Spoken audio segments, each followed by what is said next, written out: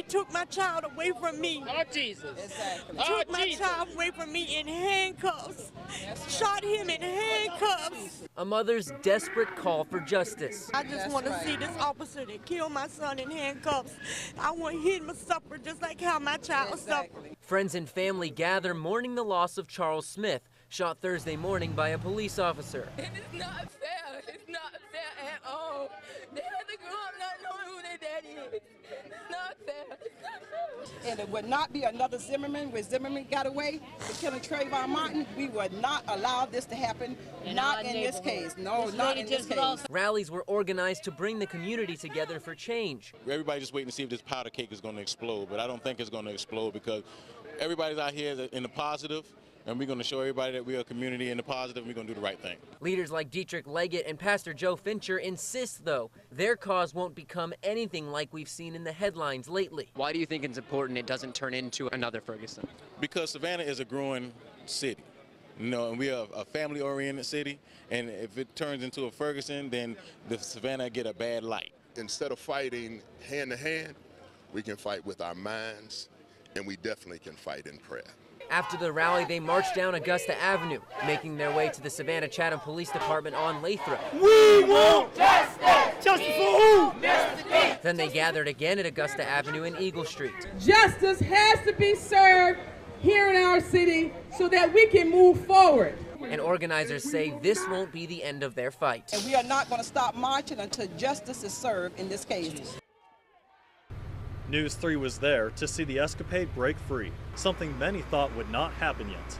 After being stranded at sea for about 36 hours, the escapade broke itself free today at about 12:45, using nothing but the power of its own engines and taking advantage of the midday high tide. The escapade needed no help Thursday. Interesting, when just 24 hours before, efforts at an even higher high tide from a tugboat and tow lines were unsuccessful. The Coast Guard believes the biggest difference is the passengers were evacuated, so that helped to lighten the load. It was still on the sandbar, but with the favorable tide that came in today, it did get enough water under the hull of the boat. They were able to use their own propulsion. They were able to get off, get into deeper water, and they were able to navigate back here under their own power and no assistance needed. The escapade sailed effortlessly under the watch of several Coast Guard vessels, and there were no signs of damage at first check. 3,500 gallons of fuel on board, none of it leaked, no water intrusion to the vessel, no damage as far as we know at this point. It's now docked at the Bull River Marina, where it left from Wednesday night, and that's where it will stay for the time being. The water is calm after a busy July 4th holiday weekend. There were probably several hundred boats up there at River Street. DNR Sergeant Cindy Miller says with all the crowds, boaters played it safe. We've seen a little bit of alcohol in the vessels, and it's not against the law to have an open container in a vessel. What we're noticing is more designated drivers, which is a good thing. The blood alcohol limit for boaters is now 0.08 to make sure boaters are following the laws. So you're telling me you don't have all your life jackets on board? DNR will conduct a safety check. We got a boat up ahead. When you're out here on the water, you need to make sure you have a life jacket for every single person that's on your boat.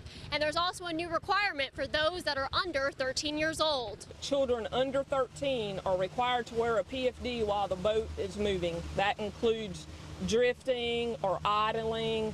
If it's anchored, they can take their life jacket off per the law, or if they're in an enclosed cabin. Sergeant Miller says boaters should also pay attention to idle speed zones. She says that was a factor in the July 4th crash that sent one person to the hospital. There was a boat accident up around the Isle of Hope area where a vessel struck one of the day markers that was unlit. Sergeant Miller says it seems the majority of boaters are up to speed on how to have a fun and safe time. And that looks good. All right, guys, y'all have a good day.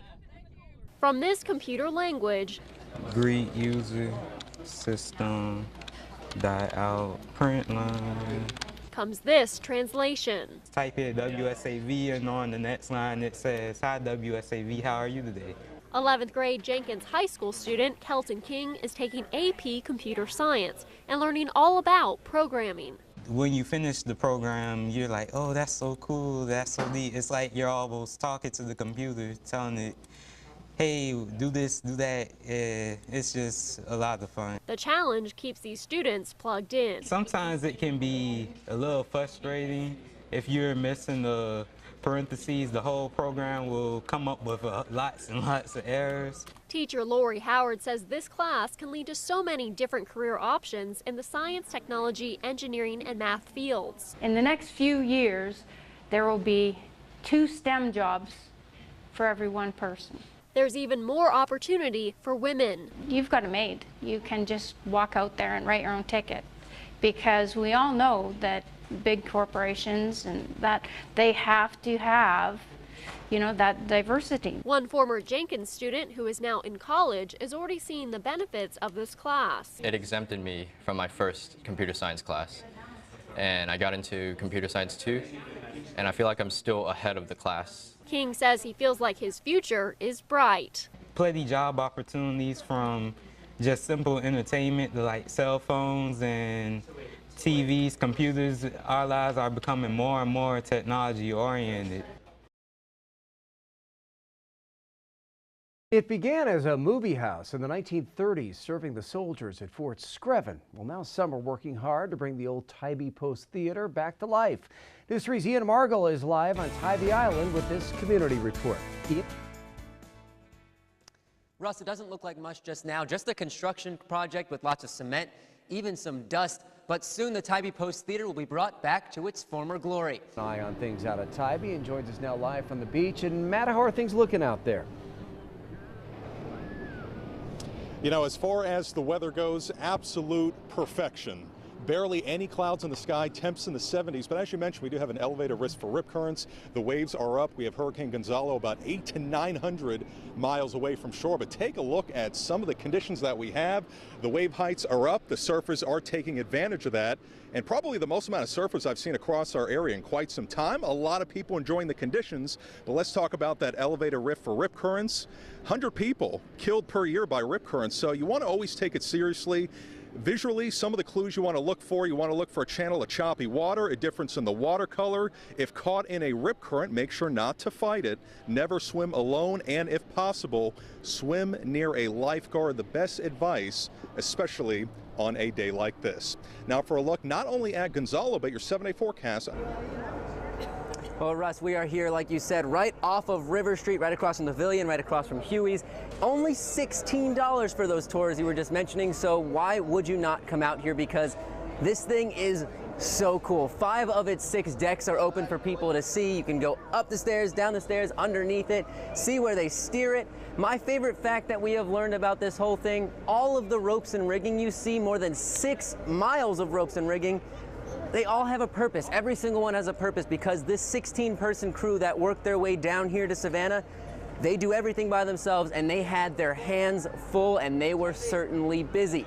Now stay with us, because in just a few minutes, we will take you below deck, give you an idea of how this whole thing was built. This 170-foot model of a cargo ship was built. We'll also show you how it defended itself back in the day from anyone that might try and steal that cargo. Well, Ross, it's actually been less of an assignment, more of just a fun time. This thing is so cool. They're wrapping up their final tours today. It all ends at 6 o'clock today, but don't worry if you missed it today. 10 to 6 tomorrow, all the way through.